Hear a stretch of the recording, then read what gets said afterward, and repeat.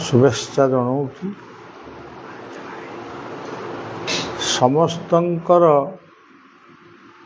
व्यक्तिगत जीवन पारिवारिक जीवन आध्यात्मिक जीवन एवं निजर समस्या बहुल जीवन शांत हो प्रगति मुखरित यही प्रार्थना आमे समस्ते करवा उचित। व्यक्तिर जीवन जदि व्यतिक्रम हुए ताहले पारिवारिक जीवन रे शांति आसी पारिबो नाही। तेणु व्यक्तिगत जीवन सहित पारिवारिक जीवन पारिवारिक जीवन सहित सामाजिक जीवन सबु जीवनर शांति दरकार स्वतंत्र नीति नियम निष्ठा दरकार। आज आमर दो मासिकिया गोटे गस्त आमर रही। आज आम संबलपुर आम संघ आश्रम रे आम एकत्रित होइचे। ये सबू सुजोग हठात आसे नहीं, पुणी हठात भी आसे।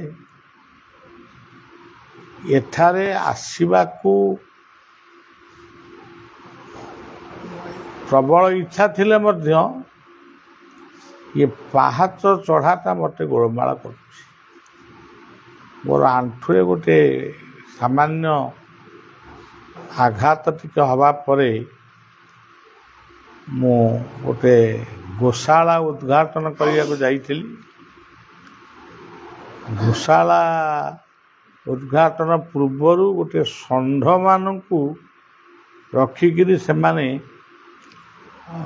सुंदर भाव ट्रीटमेंट कर गोटे षंढर गोड़ नहीं ताकू खाइबा को दौरान आउ गोटे षंढ कोमा स्टेज रे पड़ी हलचल नहीं तथापि तार सेवा हमने कर मत यही दृश्यटा एते भल लगिला जे आमे सनातनी हिंदू आमर केते गुड़िए पूजा आमर जीवन रे नित्यांत जरूरी। ता भीतर गो पूजा गो रक्षा होची आमर जीवनर गोटे संकल्प हिंदूर संकल्प। गंगा को पूजा करिबा बा स्मरण करिबा ये होची आउ गोटे संकल्प। माँ को पूजा करिबा बापा को पूजा करिबा ये मध्य आउ गोटे संकल्प। गीता बा वेद वेद तो आम एते बड़ ग्रंथ आम पढ़ी पारिबा नहीं। गीता पढ़िबा किंबा भागवत पढ़िबा ये सब गोटे गोटे हिंदू धर्मर संकल्प। गायत्री मंत्र जप करिबा ये होची हिंदूर आउ गोटे संकल्प। यही भली केतोटी संकल्प को नहीं हिंदू सनातन धर्म बहु पूर्वरु थिला आज भी अच्छी एवं अनेक दिन केते दिन पर्यंत रहिबो से कथा से ईश्वर को इच्छा। हिंदू धर्म को नष्ट करिबा पाई सनातन धर्म को नष्ट करिबा पाई केते रक्तपात सृष्टि हेची आपण माने इतिहास अनेक जानी थिबे जे न जानी थिबे पढ़िले जानिबे। कुकुड़ा को जेमती मोड़ा होची आमर सेमती हिंदू मान को सेमती सीधा सड़क भाव हाणी दिया होता। एते कष्ट भितर भी हिंदू ଧର୍ମ ବଞ୍ଚିଛି ଏବଂ ସନାତନ ଧର୍ମ ବଞ୍ଚିଛି। ସନାତନ ଧର୍ମର ଉଦାରତା ଆଉ କୌଣସି ଧର୍ମରେ ନାହିଁ। ଅୟୋବେତି ନିଜ ପରମ ଗଣନାଂ ଲଘୁ ଚେତସାମ ଉଦାର ଚରିତ ନାନ୍ତୁ ବସୁଧୈବ କୁଟୁମ୍ବକମ୍। ପୃଥିବୀ ଆମର ଗୋଟିଏ ପରିବାର, ଇଏ କଥାଟା କୌଣସି ଧର୍ମଗ୍ରନ୍ଥରେ ଉଲ୍ଲେଖ କରାଯାଇନି। ସମସ୍ତେ ହିନ୍ଦୁମାନଙ୍କୁ ଆକର୍ଷିତ କରୁଛନ୍ତି ଯେ ଆମ ଧର୍ମକୁ ଆସ, ତମ ଧର୍ମକୁ ଛାଡ଼।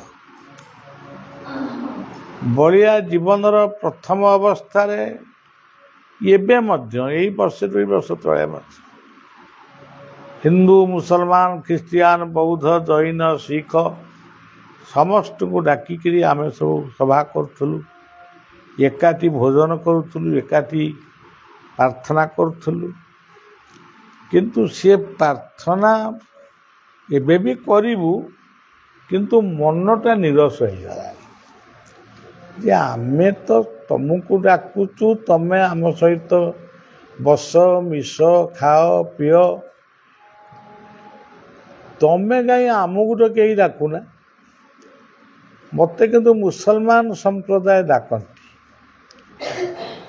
ବଳିଆ ବାବା, ବଢ଼ିଆ ବାବା ଏକଥା କହନ୍ତି, ସେଇ ଷ୍ଟେଜରେ କହନ୍ତି, ତାପରେ ଯେଉଁ କଥାକୁ ସେଇ କଥା। ତେଣୁ ଏଇଭଳି କଥା। ଆମେ ସମସ୍ତେ ସନାତନୀ। ସନାତନୀ କହିଲେ ସତ୍ୟ, ସମନ୍ୱୟ, ସମୟାନୁବର୍ତ୍ତିତା, ଇଏ ସବୁ ହେଉଛି ସନାତନ ଧର୍ମର ସ-ଅକ୍ଷର ତତ୍ତ୍ୱ। ନାମ କହିଲେ ତୁମେ ଯେକୌଣସି ନାମ ଉଚ୍ଚାରଣ କର, ସବୁ ନାମର ପ୍ରତୀକ ହେଉଛନ୍ତି ଜଣେ। ଇଏ ହେଉଛି ସନାତନ ଧର୍ମର। ଏଇ ଯେଉଁ ଶବ୍ଦଟି ଆପଣମାନେ ଆମେ ଏଠି ଅନେକ ସମୟ ଧରି ପ୍ରାର୍ଥନା କଲେ, ପ୍ରାର୍ଥନାର ଶେଷରେ ଆମେ କ'ଣ କହିଲେ? ହରିବୋଲ। ହରିବୋଲ ଶବ୍ଦଟିକୁ ଆମେ ଉଚ୍ଚାରଣ କଲେ। ପ୍ରାର୍ଥନା ତ କରୁଥିଲେ, ପୁଣି ହରିବୋଲ ଶବ୍ଦ କାହିଁ ଆସିଲା? ଆମେ ଯେତେବେଳେ ହରିବୋଲ ପକେଇଲୁ, ସେତେବେଳେ ମା' ମାନେ ହୁଳହୁଳି ପକେଇଲେ। ଏଇ ହରିବୋଲ ଶବ୍ଦ, ହରିନାମ ସଂକୀର୍ତ୍ତନ ଯତ ଦୂର ଯାଏ, ଗୋହତ୍ୟା ବ୍ରହ୍ମହତ୍ୟା ଛାଡ଼ିଆ ପଳାଏ। ଏଇ ଗୋଟେ ରାମନଗର ନା କ'ଣ ଗୋଟେ ଏ ସାହିର ନାଁ ଦିଆହେଇଛି। ଏଥିରେ ବହୁତ ଲୋକମାନେ ଘର କରିଛନ୍ତି। ଆମେ ଯେତେବେଳେ ପ୍ରଥମେ ଏଠିକି ଆଇଥିଲୁ, ପାଣି କାଦୁଅ ଥିଲା। ସେ ଦିନର ବ୍ୟବସ୍ଥା ଆଜି ନାହିଁ, ଆଜି ପରିବର୍ତ୍ତନ ହେଇଯାଇଛି। କିନ୍ତୁ ଏଇ ଯେଉଁ ବ୍ୟବସ୍ଥାଟି, ଏଠି ଯେଉଁ ସତ୍ସଙ୍ଗଟି ହେଇଛି, କିଏ କହିପାରେ ଏଇଟା ବାବା ବଳିଆଙ୍କର ସଂଘ।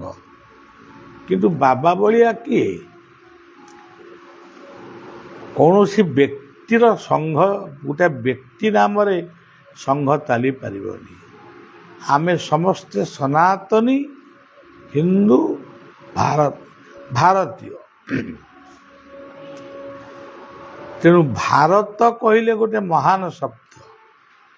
ତାକୁ ଏମାନେ କେତେକ ଆକୁ ମାନେ ଜୋର ଜବରଦସ୍ତି ଇଣ୍ଡିଆ କରିଦେଇଛନ୍ତି। କିନ୍ତୁ ପ୍ରକୃତରେ ଏ ଦେଶର ନାମ ହେଉଛି ଭାରତ। 3ଟି ଭରତଙ୍କର ଆଦର୍ଶକୁ ନେଇ ଭାରତବର୍ଷ ଗଠନ ହେଇଛି। ଗୋଟିଏ ଭରତଙ୍କର ନ୍ୟାୟ, ଆଉ ଗୋଟିଏ ଭରତଙ୍କର ଆତ୍ମଜ୍ଞାନ, ଆଉ ଗୋଟିଏ ଭରତଙ୍କର ତ୍ୟାଗ। ରାମଙ୍କ ଭାଇ ଭରତଙ୍କର ତ୍ୟାଗ, ମୁଁ ଅଯୋଧ୍ୟାର ରାଜା ହେବିନି, ରାଜା ହେବେ ମୋ ବଡ଼ ଭାଇ। ଇଏ କ'ଣ କମ୍ ବଡ଼ ତ୍ୟାଗ? ଆଜିକାଲି ଏମିତି ଗୋଟେ ତ୍ୟାଗ କେଉଁଠି ଆପଣ ଦେଖେଇ ଦେଇପାରିବେ? ଅଛନ୍ତି, ସେଟା 2% କି 3% ଅଛନ୍ତି। ଭରତଙ୍କର ତ୍ୟାଗ, ଆଉ ଗୋଟିଏ ଭରତ ହେଉଛନ୍ତି ଶକୁନ୍ତଳାଙ୍କର ପୁତ୍ର ଭରତ। ହଁ, ଶକୁନ୍ତଳା ଦୁଷ୍ମନ୍ତ ଶକୁନ୍ତଳା ପୁତ୍ର ଭରତ। ତାଙ୍କର 7ଟି ପୁଅ ଥିଲେ। କାହାକୁ ରାଜା କରିବେ? ଦିନେ ଶଗଡ଼ିଆ ରୂପ ଧରି ଶଗଡ଼ ନେଇକିରି ଗଲେ ପରୀକ୍ଷା କରିବା ପାଇଁ। ମୁହଁରେ ଦାଢ଼ି ଫାଡ଼ି ରଖିଲେ, ଲୋକ ନ ଚିହ୍ନି ପାରିବେ। ସେ ଶଗଡ଼ଟିକୁ ରଖିଦେଇ ବଳଦକୁ ଅଲଗା ବାନ୍ଧିଦେଲେ ଏବଂ ନିଜେ ସେ ଶଗଡ଼ ପାଖରେ ଶୋଇକିରି ରହିଲେ। କ୍ଷତ ବିକ୍ଷତ ଦେହକୁ କ୍ଷତ ବିକ୍ଷତ କରିଦେଲେ। କାରଣ କ୍ଷତ୍ରିୟ ରକ୍ତକୁ ଡରେ ନାହିଁ, ସିଏ ବି ଡରିଲେନି। ସବୁ ଖଣ୍ଡାରେ ନିଜ ଦେହକୁ ହାଣିକିରି ତାକୁ ସବୁ ମାନେ ରକ୍ତାକ୍ତ କରିଦେଲେ। ସେଇ ନିକଟରେ ଥିବା ବିଦ୍ୟାଳୟରେ ଗୁରୁକୁଳ ଆଶ୍ରମରେ ପିଲାମାନେ ସବୁ ପଢ଼ୁଥିଲେ। ଭରତଙ୍କର ପୁଅମାନେ ମଧ୍ୟ ସେଇଠି ପଢ଼ୁଥିଲେ। ସମସ୍ତେ ସେଇ ବାଟ ଦେଇ ଯାଉଥାନ୍ତି, କେହି ଭରତଙ୍କୁ ଅନଉନଥାନ୍ତି। କାହିଁକି ପଢ଼ିଛ? ଆଜି ବି ଆପଣମାନେ ଦେଖିବେ, ଯଦି ଆପଣଙ୍କ ଯିବା ବାଟରେ କୌଣସି ଗୋଟେ ମଣିଷ ମାନେ ଦରମଲା ହେଇକିରି ଛଟପଟ ହେଉଥିବ, ଆମକୁ କାଳେ ପୋଲିସ ଧରିବ କି କ'ଣ କରିବ ଏମିତି ଭାବିକିରି ଆମେ ଆମର ବାଟ କାଟି ଦେଇ ଚାଲିଯାଉଛୁ। କିନ୍ତୁ ଆମେ ଯଦି ତା ପାଟିରେ ଟିକେ ପାଣି ଦେଇପାରନ୍ତୁ କିମ୍ବା ତାକୁ ଡାକ୍ତରଖାନାକୁ ନିଅନ୍ତୁ, ହୁଏତ ସିଏ ସୁସ୍ଥ ହେଇଯାଇପାରନ୍ତା। କିନ୍ତୁ ଆମର ସେ ମାନସିକତା ନାହିଁ, ସେତେବେଳେ ବି ନଥିଲା।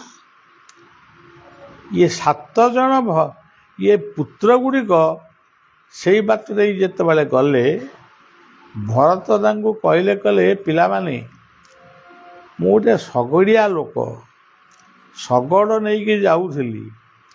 ଇଏ ବଳଦ ଗୁଡ଼ାକ ତର୍କିକିରି ଇଏ ଶଗଡ଼କୁ ଭାଙ୍ଗିଦେଲେ, ଆଉ ମୋତେ ଫୋପାଡ଼ି ଦେଇଛନ୍ତି। ମୁଁ ଏଠି କ୍ଷତ ବିକ୍ଷତ ହେଇ ପଡ଼ିଛି। ଆପଣ ଟିକେ ସେ ବଳଦକୁ ଆଣିକି ସବୁ ଲଗେଇ ଦିଅନ୍ତୁ, ମୁଁ ତ ଚଲେଇକି ନେଇଯିବି। ଆଉ ସେମାନେ ଦାମ୍ଭିକ ଭାବରେ କହିଲେ, ଆମେ ରାଜପୁତ୍ର, ତୁମେ ଆମକୁ ଆଦେଶ କରୁଛ, ଆମେ ତମ ଶଗଡ଼କୁ ଉଠେଇବୁ, ତମକୁ ନେଇକି ଯିବୁ? ସେଇଟା ହେଇପାରିବନି। କି ଚାଲିଗଲେ। ତାପରେ ରାଜା ଭରତ ଦେଖିଲେ ଏମାନେ କେହି ସବୁ ଗୁଡ଼ାକ ଅଯୋଗ୍ୟ ପୁତ୍ର। ସେ କ'ଣ କଲେ, ତାଙ୍କ ପରେ ସେତେବେଳେ ଯାହା ଗୋଟେ ଥିଲା ନିୟମ ଥିଲା, ରାଜାମାନେ ବାର୍ଦ୍ଧକ୍ୟ ସମୟରେ ସେମାନେ ନିଜେ ନିଜର ଅପରାଧକୁ ଦୂରୀଭୂତ କରିବା ପାଇଁ ସେ ଜଙ୍ଗଲ ଭିତରେ ରହୁଥିଲେ, ନିଜ କାମ ନିଜେ କରୁଥିଲେ। ଏଇଭଳି ଅବସ୍ଥା ତାଙ୍କର ବି ଆସିଥିଲା। ସିଏ କହିଲେ, ମୁଁ ତ ତାକୁ ବାନପ୍ରସ୍ଥ ବୋଲି କହ, ମୁଁ ତ ବାନପ୍ରସ୍ଥ ଧର୍ମକୁ ଯିବି, ଇଏ କାହାକୁ ଗୋଟେ ରାଜା କରିବି। ରାଜା ହେବା ପାଇଁ ସମସ୍ତେ ଆସିକି ପହଞ୍ଚିଲେ, ବହୁ ଲୋକ ଜମା ହେଲେ। ଇଏ 7ଟି ପୁଅ, ଇଏ ବି ସବୁ ବସିଲେ। ଇଏ କଲା ମୁଁ ରାଜା ହେବି, ସିଏ କଲା ମୁଁ ମାନେ ମୋ ନାଁ ବୋଧେ ବାପା କହିବେ, ସେ ମୋ ନାଁ ବାପା କହିବେ। ଶେଷରେ ରାଜା ଭରତ କହିଲେ, ମୋର ଏଇ 7ଟି ଯାକ ପୁଅ କେହି ରାଜା ହେବା ପାଇଁ ଭାରତବର୍ଷ ଭଳି ଗୋଟେ ପବିତ୍ର ଭୂମିର ରାଜା ହେବା ପାଇଁ ଏମାନେ ଅଯୋଗ୍ୟ।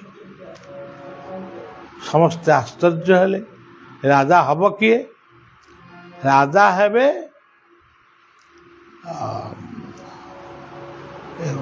ସେ କିଏ, ତାଙ୍କ ନାଁଟା ଭୁଲି ଗଲି। ମାନେ ରାଜା ଆମର ଶାନ୍ତନୁ, ରାଜା ହେବେ ଶାନ୍ତନୁ। ଯେଉଁ ଶାନ୍ତନୁ ତାଙ୍କୁ ଶଗଡ଼ ଉପରେ ବସେଇ ତାଙ୍କୁ ସାନ୍ତ୍ୱନା ଦେଇଥିଲା। ସେଇ ଇଏ ଗୋଟେ ଗରିବ ପ୍ରଜା, ଇଏ କେମିତି ରାଜା ହେବ? ନା, ଗରିବ ହେଲେ ମଧ୍ୟ ତାଙ୍କ ପାଖରେ ନ୍ୟାୟ ଅଛି। ତୁମେ ରାଜପୁତ୍ର ହେଲେ ବି ତମ ପାଖରେ ନ୍ୟାୟ ନାହିଁ। ଆପଣ ଦେଖନ୍ତୁ ଆମେ କହୁଛୁ ସେ ମହାତ୍ମା ଗାନ୍ଧୀ ଏ ଦେଶକୁ ଗଣତନ୍ତ୍ର ଆଣିଲେ, ଆଉ କିଏ କହୁଛନ୍ତି ଆମ୍ବେଦକର ଏ ଦେଶକୁ ଗଣତନ୍ତ୍ର ଆଣିଲେ। କିନ୍ତୁ ପ୍ରକୃତରେ ଗଣତନ୍ତ୍ର ରାଜା ରଘୁ ଆଣିଥିଲେ, ତାପରେ ଶାନ୍ତନୁ, ତାପରେ ଭଲ ରାଜା ଭରତ ଆଣିଲେ। ସେ ରାଜମୁକୁଟ ପିନ୍ଧିକିରି ମଧ୍ୟ ସେ ବିଚାର କଲେ ମୋର ପୁଅମାନଙ୍କୁ ମୁଁ ଦେବି ନାହିଁ ସିଂହାସନ। ଗରିବ ପ୍ରଜା ଶାନ୍ତନୁ ମୋ ଦେଶର, ମୋ ଭାରତ ବର୍ଷର ସେ ରାଜା ହେବ। ଆପଣମାନେ ଆମେ ସମସ୍ତେ ଗଣତନ୍ତ୍ର ଦେଶ ଭାରତର ମଣିଷ। ଆଜି ଗଣତନ୍ତ୍ରଟା କେଉଁ ତନ୍ତ୍ରରେ ପରିଣତ ହେଇଛି ଉଣା ଅଧିକା ସମସ୍ତେ ଜାଣିଛନ୍ତି। ଖାଲି ନାଁ ଚାଲିଛି ଗଣତନ୍ତ୍ର, କିନ୍ତୁ ରାଜତନ୍ତ୍ର ଠାରୁ ଆହୁରି ବଢ଼ୁଛି। ଗୋଟେ ଗୋଟେ ଘରୁ କ'ଣ କିଲେ 5 କିଲେ 3 କିଲେ ସୁନା ବାହାରୁଛି, ଏମିତି ସବୁ କଥା। ଆଉ ତେଣୁ ଗୋଟିଏ ଭରତଙ୍କର ତ୍ୟାଗ, ରାମଙ୍କ ଭାଇ ଭରତଙ୍କର ତ୍ୟାଗ, ତୁମେ ବଡ଼ ଭାଇ ରାଜା ହେବ ମୁଁ ହେବିନି, ସେ ଯାହା ହଉ ସେ ଭରତଙ୍କର ତ୍ୟାଗ, ଇଏ ଭରତଙ୍କର ନ୍ୟାୟ। ଆଉ ଗୋଟିଏ ଭରତ ହେଉଛନ୍ତି ଜଡ଼ ଭରତ। ରାଜା ରହୁଗଣଙ୍କୁ ସେ ଆତ୍ମଜ୍ଞାନ ଶିଖେଇଥିଲେ। ସେ ଲମ୍ବା କାହାଣୀ, ଏତେ କଥା ମୁଁ କହୁନି। ତେବେ ଜଣେ ଭରତଙ୍କର ତ୍ୟାଗ, ଜଣେ ଭରତଙ୍କର ନ୍ୟାୟ, ଆଉ ଜଣେ ଭରତଙ୍କର ଆତ୍ମଜ୍ଞାନ, ଇଏ ତିନୋଟି ତତ୍ତ୍ୱକୁ ନେଇ ଆମ ଭାରତବର୍ଷ ତଥା ହିନ୍ଦୁ ସମାଜ, ସନାତନ ଧର୍ମ ବହୁ କାଳରୁ ରହିଛି, ଆଜି ବି ରହିଛି, ଆଗକୁ ବି ରହିବ। ଅତ୍ୟାଚାର ବହୁତ ହେବ କିନ୍ତୁ ରହିବ। ଇଏ ହେଉଛି ସନାତନ ସତ୍ୟ, ସନାତନ ଧର୍ମ। ଏଇ ଯେଉଁ ସନାତନ ଧର୍ମର ପ୍ରତ୍ୟେକ ଶବ୍ଦର ଗୋଟେ ଗୋଟେ ତତ୍ତ୍ୱ ବି ରହିଛି। ଏଇଠି ଆମେ ଚାରିପାଖ ଯାକ ଏଠି ବହୁତ ସୁନ୍ଦର ସୁନ୍ଦର ବିଲ୍ଡିଂ ସବୁ ହେଇଗଲାଣି, କିନ୍ତୁ ଏଇ ଯେଉଁ ମଝିରେ ଏଇ ଯେଉଁ ସଂଘ ଗୃହରେ ଆମେ ମଝିରେ ମଝିରେ ଆସିକିରି ଯେଉଁ ହରିବୋଲ ପକାଉଛୁ କି ନାମ ସଂକୀର୍ତ୍ତନ କରୁଛୁ, ତାଙ୍କୁ ବି ଶୁଭୁଥିବ। ଏବଂ ଏଇ ଶବ୍ଦଭେଦୀ ନାଦ ଶୁଭେ ଅନେକ ଦୂରେ, ଶୁଭେ ନା କି କର୍ଣ୍ଣ ପୁଟେ କ୍ଷୀରାବ୍ଧିରେ। ଆମେ ଏଠି ଯେଉଁ ନାଦ କରୁଛୁ, ସେ ନାଦ ଯାଇକିରି ସିଧାସଳଖ ଯାଇ ଅନନ୍ତଙ୍କ ପାଖରେ ପହଞ୍ଚୁଛି। ଏଇଟା ଆମେ ଜାଣିପାରୁନୁ, କିନ୍ତୁ ସେ ପହଞ୍ଚୁଛି। ତେଣୁ ଏଇ ହରିବୋଲ, ଏଇ ଯେଉଁ ଶବ୍ଦଟା, ଏଇ ଶବ୍ଦର ତତ୍ତ୍ୱଟି କ'ଣ? ହରିବୋଲ, ଗୋଟିଏ ଶବ୍ଦ ହରିବୋଲ, ତା ତତ୍ତ୍ୱ ସତ୍ୟରେ ନରହରି, ଯାହାକୁ ଭାଗବତ କହିଲେ ନମଇ ନୃସିଂହ ଚ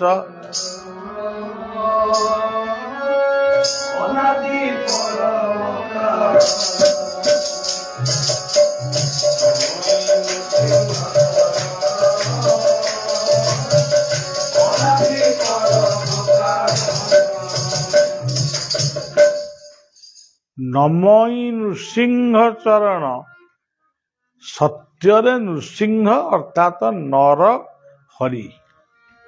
ହରି କହିଲେ ସିଂହ। ଆପଣମାନେ କହୁଛନ୍ତି ହରିବୋଲ,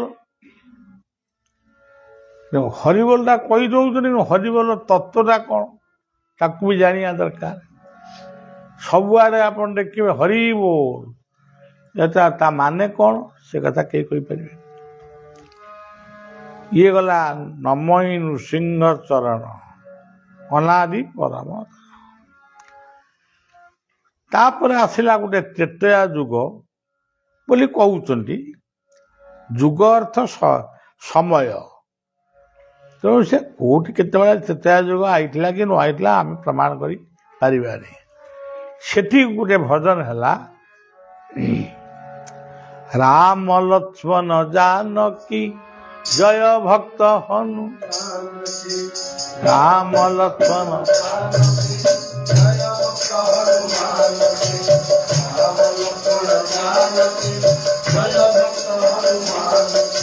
राम लक्ष्मण जानकी जय भक्त हनुमान की राम लक्ष्मण जानकी जय भक्त हनुमान की राम लक्ष्मण जानकी जय भक्त हनुमान राम लक्ष्मण जानकी जय भक्त हनुमान। त्रेतया जुगरे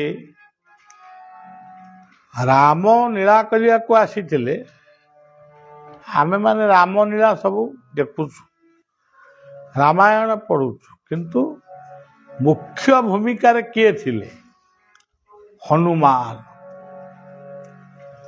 हनुमान थिले मुख्य भूमिका रे हनुमानंकर लांगुड़ थिला एटा होजी गोटे कपोल कल्पित चित्र लांगुड़ न थाई मातृगर्भरे प्रत्येक संतान पुओ हो बा झियो हो 3 मास रु 4 मास भितरे से गर्भ भितर हनुमान रूप नहीं गोटे लांगुड़ भलिया गोटे अंश बाहर तेणु हनुमान जे गोटे मूर्ति बा हनुमान गोटे मांकड़ एगुड़ाक सबू बेकार कथा हनुमान होउचंती स्वयं शिवंकर अवतार हनुमान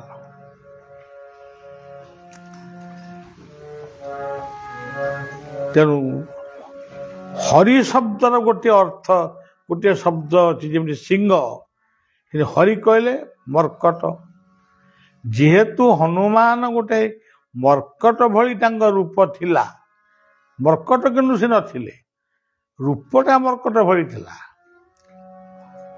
आपण माने मन पकेबे हमर बौद्ध जिले में गोटे पिलाटे जन्म होता केते गुड़िया वर्ष तक होता पेपर रे बाहर टीवी रे भी बाहर से देखिया ठीक भालू भाया ताकू जी प्रथम देखीदब सी कह भालू तो ये मनीष नुह किंतु से मनीष भालूर आकृति से नहीं आसाला अनेक से कहले कि आमरी धर्म को टी मुठे किए धरी से जाम्बवान जन्म होती गले सेगुड़ा किसी कहनी ये हूँ गोटे भालू आकृतिर मनीष आ जाम्बवान कौन जन्म हेले तेणु राम हनु द्वापर जुगर जिते आसला से कृष्ण हो गले निजे हरि गोपी गोपाल मानकर अभिमान को हरण कले तांको पापताप को हरण कले कंस को मारी नाहांती कंस को तारिले तू गोटे बापा मुंडरू मुकुटा आनिक निजे पिंधि पकई कौन राजा हो औरंगजेब को टपिगला से तेणु ताकू तार समस्त अपराध को खंडन कले ताकू विश्वरूप देखेले कंस से टली पड़ला कहला अरे मु कौन क्या सांगे शत्रुता करी तेणु सेठी भगवान कृष्ण हेले स्वयं हरि ताकू केमिति कहउचंती अप्राकृत प्रेम जय राधा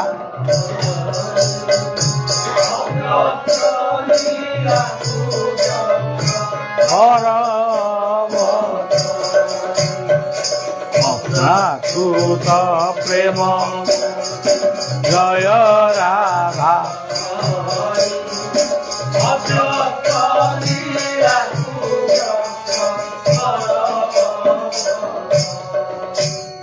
राधा हरि आता केमिति आसिला आम भागवतर केमिति आसिला नमहि नृसिंह चरण अनादि परम कारण लीला विधृत करे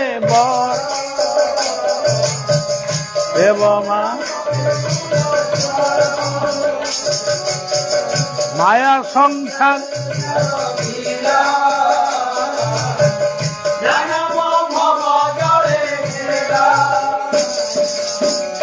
करुणा कटाक्ष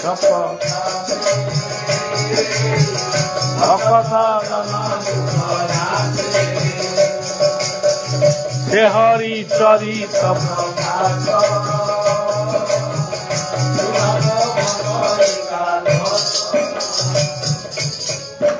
मातृ अपराध पितृ अपराध गुरु अपराध ये समस्त अपराध दूरीभूत हुए जे हरिंकर पादरे शरण तेणु कृष्ण उद्धव को कही भागवत कि लेखा है से हरि चरित प्रकाश यदि कृष्ण निजे हरि शब्द भितर अच्छा तापर आसला ये जो जुगटा ये जुगटा हूँ विज्ञान जुग आपको कहते कली जुग ये विज्ञान जुगर आप देखिए चैतन्य महाप्रभु जितेबाला आसिले ये लिखा है श्रीकृष्ण चैतन्य प्रभु नित्यानंद हरे कृष्ण हरे राम श्री राधे चैतन्य प्रभु नित्यानंद हरे कृष्ण हरे राम श्री राधे प्रभु कहले हरि बोल तो नित्यानंद महाप्रभु से प्रचार कले हरि बोल से प्रचार करथिले हरे मुरारे मधु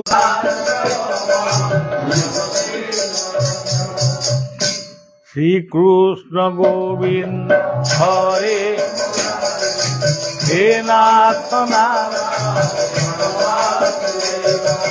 श्री कृष्ण गोविंद हरे हे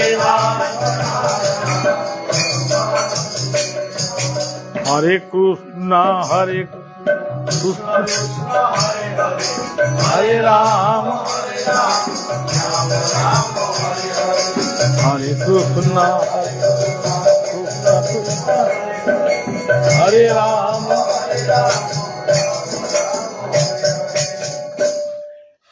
तेणु सत्य नृसिंह आप कहते हरि हरि बोल ये जो शब्दटी आसे ये हरि बोल शब्द भितर मोर मानस गुरु नामाचार्य बाबा बाया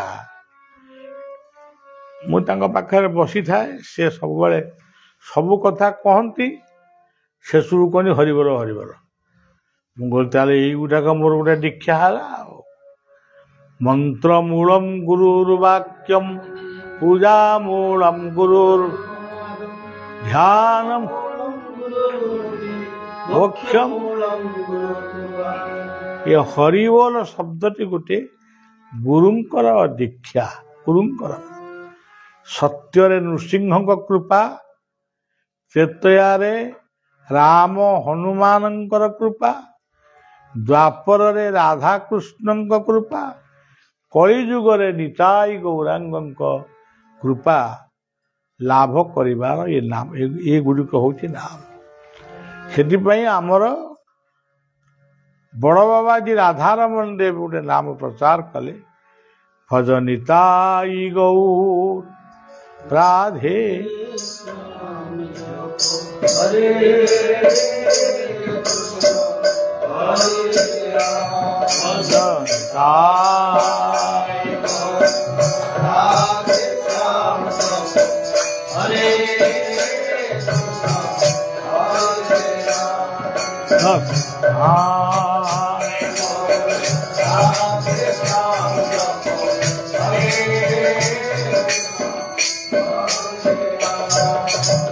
କିନ୍ତୁ ଆମ ଯେଉଁ ସଂଘ ଅନନ୍ତ ବଳିଆ ପରିବାରର ଅଗଣିତ ଭକ୍ତ ଶିଷ୍ୟମାନେ ଗାଆନ୍ତି, ଜୟ ଶିଶୁ ଅନନ୍ତ ରାଜା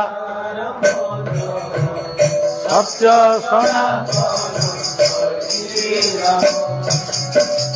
ଶିଶୁ ଅନନ୍ତ ରାଜା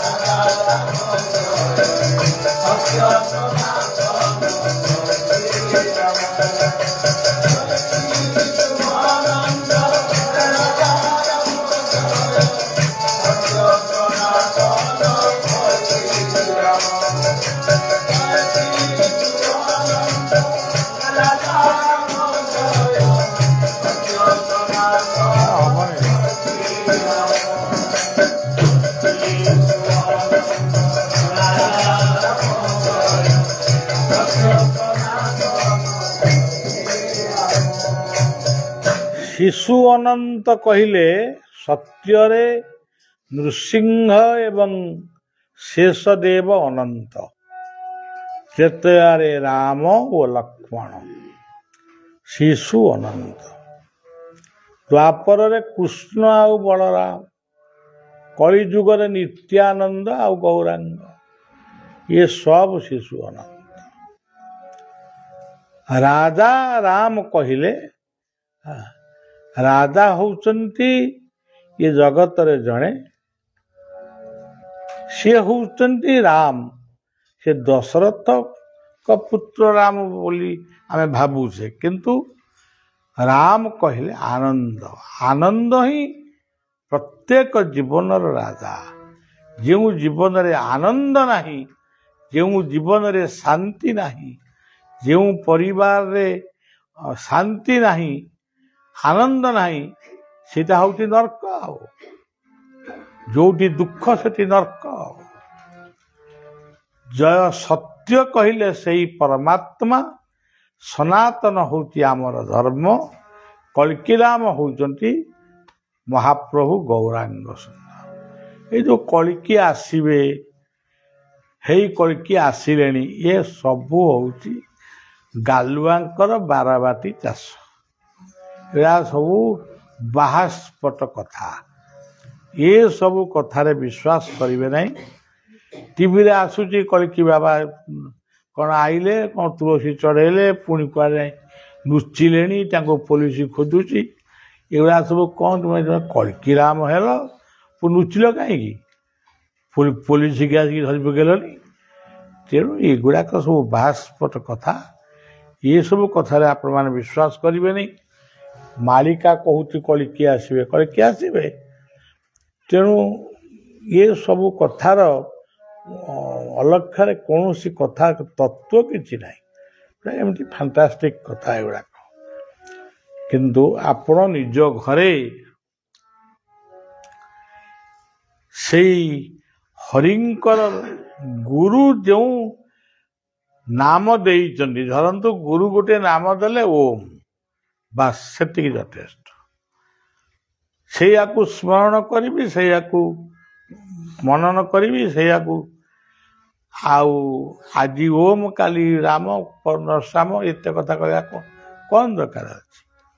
ରାମ ମନ୍ଦିରକୁ ଗଲ, ଓମ୍ କହି ନମସ୍କାର କରିବ। କୃଷ୍ଣ ମନ୍ଦିରକୁ ଗଲ, ଓମ୍ କହିଲ। ଜଗନ୍ନାଥଙ୍କ ମନ୍ଦିରକୁ ଗଲ, ଓମ୍ କହିଲ। ଧରାଯାଉ ତମ ଗୁରୁ ତମକୁ କହିଛନ୍ତି ସୀତାରାମ, ଯୋଉଠିକି ଗଲେ ବି ସୀତା। ଦୁର୍ଗାଙ୍କ ମନ୍ଦିରକୁ ଗଲେ ବି, ସମଲେଇଙ୍କ ଦର୍ଶନ କଲେ ବି ସୀତାରାମ ବୋଲି କହିବ, ସମଲେଇଙ୍କ ମନ ଦୁଃଖ କରିବେ। ତେଣୁ ମନ ଦୁଃଖ ସବୁଯାକ ହଉଛି ଆମରି। ଆମେ ଆମ ପାଇଁ ନିଜେ ମନ ଦୁଃଖ, ନିଜ ମରିବା ପାଇଁ ନିଜେ ଗାତ ଖୋଳୁଛୁ।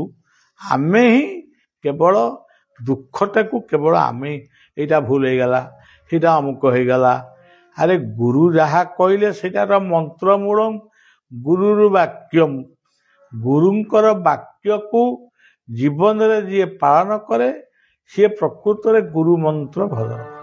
ଆଉ ସେଇଟା ତ କ'ଣ ବଳିଆ ଲେଖିଛି କି? ସେଇଟା ତ ବହୁ ପୂର୍ବରୁ ଅଛି। ତେଣୁ ଗୁରୁଙ୍କର ଶାନ୍ତିର ଦର୍ଶନ ଗୁରୁ ଦର୍ଶନମ। ଧ୍ୟାନଟି ଆପଣଙ୍କର ଯେଉଁ ବଡ଼ ଭାଇ ଥିଲେ ପ୍ରଫୁଲ୍ଲ ଭାଇ, ଇଏ ଧୁନଟି ତାଙ୍କ କଣ୍ଠରେ ଏତେ ସୁନ୍ଦର ହେଉଥିଲା ଲୋକ କାନ୍ଦି ପକାଉଥିଲେ। ସିଏ ମଧ୍ୟ ନିଜେ କାନ୍ଦିକିରି ଏ ଧୁନଟି ଗାଉଥିଲେ। ଆଜି ସେ ନାହାନ୍ତି, 2-3 ବର୍ଷ ହେଲା ସେ ଚାଲିଗଲେଣି, କିନ୍ତୁ ତାଙ୍କ କଣ୍ଠର ପ୍ରତିଧ୍ୱନି ଆଜି ବି ମୋ କାନରେ ବାଜୁଛି। ଶାନ୍ତିର ଦର୍ଶନ ଗୁରୁ ଦର୍ଶନ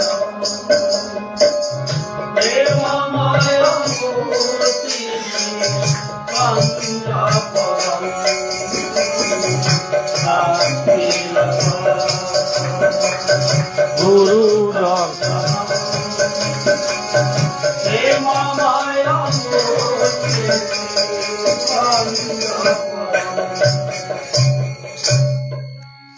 ଅନେକ ଦର୍ଶନ ଆମ ଜୀବନରେ ଅଛି। ବହୁ ତୀର୍ଥ, ବହୁ ତୀର୍ଥ। ଏଇ ଓଡ଼ିଶାରେ କ'ଣ କମି ତୀର୍ଥ କି? ବହୁତ ତୀର୍ଥ ଅଛି। ଏଇଠି ସମ୍ବଲପୁରରେ ଆମର ସମ୍ବଲାଇଙ୍କ ଦର୍ଶନ, ଏ କ'ଣ ଗୋଟେ ତୀର୍ଥ ନୁହଁ? ବହୁତ ତୀର୍ଥ, କିନ୍ତୁ ସବୁଠାରୁ ବଡ଼ ତୀର୍ଥ ହେଉଛି ଗୁରୁ ତୀର୍ଥ। କେବଳ ତୀର୍ଥମାନଙ୍କୁ ପରିକ୍ରମା କରିବା ପାଇଁ ଯେଉଁ କୁହାଯାଇଛି, ତା ଦ୍ୱାରା ଜଳବାୟୁର ପରିବର୍ତ୍ତନ ହେଲେ ଦେହ ସୁସ୍ଥ ରହିବ, ମନରେ ପ୍ରଶାନ୍ତି ସୃଷ୍ଟି ହେବ। କିନ୍ତୁ ପ୍ରକୃତରେ ଗୁରୁ ତୀର୍ଥ ହିଁ ସର୍ବଶ୍ରେଷ୍ଠ ତୀର୍ଥ। ଗୁରୁ ଦର୍ଶନ ହିଁ ସର୍ବଶ୍ରେଷ୍ଠ ଦର୍ଶନ। କାରଣ ଗୁ କହିଲେ ଗୁଣ, ରୁ କହିଲେ ରୂପ। କାଲି ଜୋରନ୍ଦାରେ ଏଇ କଥା ମୁଁ କହୁଥିଲି। ଯେଉଁଠି ରୂପ ଅଛି ସେଠି ଗୁଣ ଅଛି, ଯେଉଁଠି ଗୁଣ ଅଛି ସେଠି ଗୋଟେ ରୂପ ନିଶ୍ଚୟ ଥିବ। ତେଣୁ ମାତା ଗୁରୁ, ପିତା ଗୁରୁ, ଜୟ ଗୁରୁ ଜୟ ଜୟ। କର୍ଣ୍ଣ ଗୁରୁ, ଜ୍ଞାନ ଗୁରୁ, ଜୟ ଗୁରୁ ଜୟ। ସଦ୍ଗୁରୁ, ମୋକ୍ଷ ଗୁରୁ, ସଦ୍ଗୁରୁ, ଜୟ ଗୁରୁ ଜୟ ଗୁରୁ। କେବଳ ଜୀବନରେ ଯେତେବେଳେ କିଛି ଆପଣଙ୍କର ଦୁଃଖ ଆସୁଛି, କେବଳ ଜୟ ଗୁରୁ ଜୟ ଗୁରୁ ଜୟ ଗୁରୁ ଜୟ ଗୁରୁ ଏତିକି ସ୍ମରଣ କଲେ ବି ଯଥେଷ୍ଟ। ହଉ, କଥାଟି ଏଇଠି ରଖିବା। ଆମେ ସେଇ ଜୟ ଗୁରୁ କୀର୍ତ୍ତନଟି କରିଦିଅ। ଆମ କଥା ଏଇଠି ବିଶ୍ରାମ ଦେବା। ଜୟ ଗୁରୁ ଜୟ ଗୁରୁ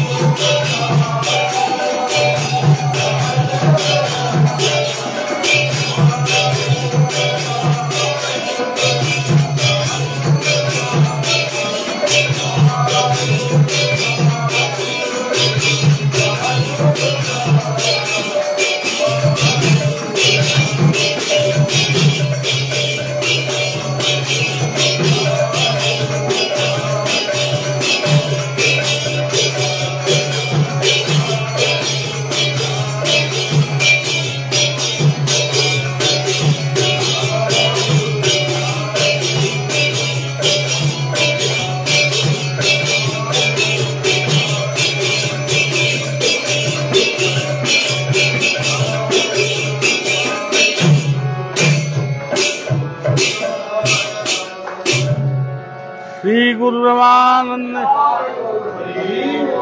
जय जय श्री राज।